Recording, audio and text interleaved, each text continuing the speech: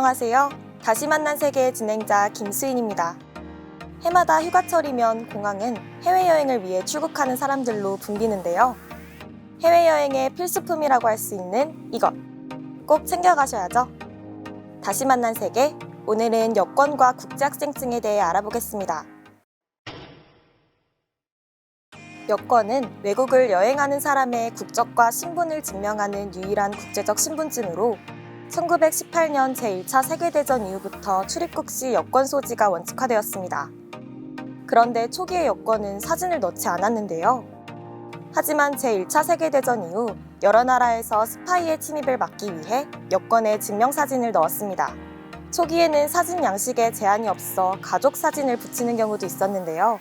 그래서 당시에는 가족이 하나의 여권을 가지고 함께 입출국하는 경우가 빈번했다고 해요. 그러나 제2차 세계대전이 끝나고 많은 사람들이 자유롭게 여행을 다니기 시작했습니다. 늘어난 여권의 수요와 국가 보안의 위험으로 인해 국제민간 항공기구의 주도하에 세계 각국의 여권을 전자여권으로 표준화했는데요. 그렇다면 우리나라에서는 언제부터 여권이 만들어졌을까요?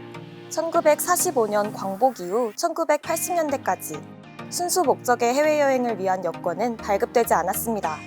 당시 사람들에게 여행 목적의 여권을 발급하지 않았던 것은 국민들이 해외에 나가 소비를 할 만큼 국내 경제 사정이 좋지 않았기 때문인데요. 일반인들은 유학, 해외 취업, 출장 등의 사유를 대지 않으면 여권 발급이 불가능했기에 이 시기에 여권을 발급받았다는 것 자체가 일종의 특권처럼 여겨졌습니다. 그러나 이러한 폐쇄적인 정책은 국가를 고립시켰는데요. 국가의 경제 성장의 한계를 느낀 정부는 1983년 1월 1일부터 50세 이상 국민에 한해 200만 원을 1년간 예치하는 조건으로 연 1회 사용 가능한 관광 여권을 최초로 발급했는데요. 86 아시안게임과 88 서울올림픽을 성공적으로 치른 후에는 국가 경제가 성장하고 국민의 생활 수준이 향상되면서 점차 해외여행에 대한 수요가 증가했습니다. 이에 따라 1989년 여권법 시행령이 개정돼 해외여행 자유화가 시작된 것이죠.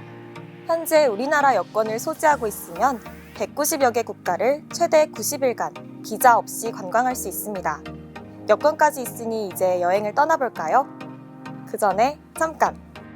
꼭 필요한 건 아니지만 해외로 떠나는 학생들이 소지하고 있으면 좋은 신분증이 있는데요. 바로 국제학생증입니다. 국제학생증은 ISIC에서 발급하는 학생증으로 세계 각국에서 신분증으로 활용할 수 있는데요. 1953년 창안 이후로 현재 세계 1억 명의 학생들이 이용하고 있으며 한국에서는 연간 18만 명의 학생들이 발급받는 국제학생 신분증입니다. 국제학생증을 소지하면 해외에서 대중교통, 숙소, 항공권과 박물관 등 여러 할인 혜택을 받을 수 있는데요. 전공이 건축이나 예술 계열일 경우에는 유럽권에서 해당 전공 학생에게 박물관과 미술관 무료 입장 혜택을 제공한다고 합니다. 발급비는 1년에 17,000원, 2년에 34,000원인데요. 종종 무료 발급 행사를 진행하니 공지사항을 확인해 보시길 추천드립니다. 아참! 우리 학교에서 2023년 1학기 해외 파견 교환학생을 모집하고 있는데요. 여러 나라의 대학교와 교류할 수 있어 해외 경험과 학점을 동시에 얻을 수 있는 좋은 기회인 것 같네요. 해외로 떠나고 싶으시다면 교환학생을 준비해 보시길 바랍니다. 오늘의 다시 만난 세계, 여권과 국제학생증에 대해 알아봤습니다. 요즘 코로나19 방역이 완화되면서 다시 해외여행에 대한 수요가 늘어가고 있는데요. 합리적인 해외여행을 떠나기 위해 이제부터 차근차근 준비해보는 건 어떨까요? 다음에는 또 다른 세계에서 뵙겠습니다. 즐거운 여행 되세요.